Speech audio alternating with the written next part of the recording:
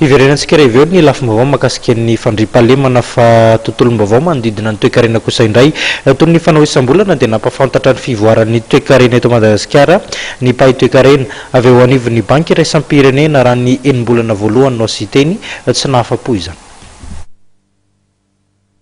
Raha 500 no napetraka tamin'ny fiandohan'ny taona fa ho fiakaran'ny arkarena na ny taux de croissance eto amintsika dia tsy ho tratra izany raha ny zava-misy maneran-tany sy eto amin'ny firenena no resahana. Nisy ny loza voajanahary samihafa, ny tsy fanarahana eo amin'ny sehatra politika ary ny korotana izay nisy teo amin'ny jirama sy ny Air Madagasikara izay nisy fiantraikany tamin'ny tontolo ara-toe-karena. Anisan'ny voaresaka ao anatin'ilay tatitra izay navoakan'ny banky iraisam-pirenena ny fihenan'ny vidin'ny akora toy ny nickel izay vokatra ahondran'ny firenena malagasy. Tsy tantaratra eto amintsika ny fiantraikan'ny fidinan'ny vidin'ny solika eo amin'ny tsena iraisam-pirenena.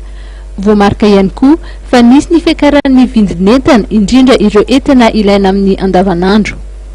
Nisy kosa nefa ireo ezaka tsapa amin'ireo fanavaozana samihafa noentina mba ampitomboana ny vola miditra amin'ny fanjakana. Ho an'ny enim-bolana voalohan'ny taona dia nahatratra 770 sy 710 miliara ny vola miditra avy amin'ny alalan'ny recette fiscale.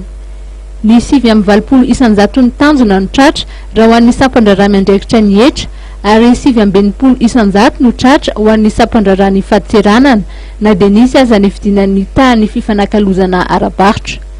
No amafisy n'ireo pahy toe-karena avy eo anivon'ny banky iraisam-pirenena fa mila mampitombo ny vola miditra ny fanjakana.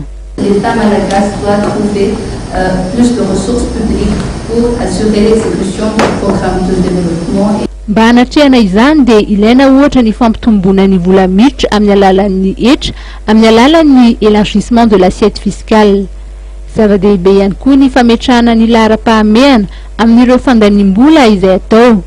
Toy izany ihany koa ny fanadiovana eo amin'ny asa-panjakana mba hanesorana ireo mpiasa-panjakana antsoina hoe fonctionnaire fantôme sy ny fanatsarana ny fitantanana eo anivon'ny androm-panjakana samihafa.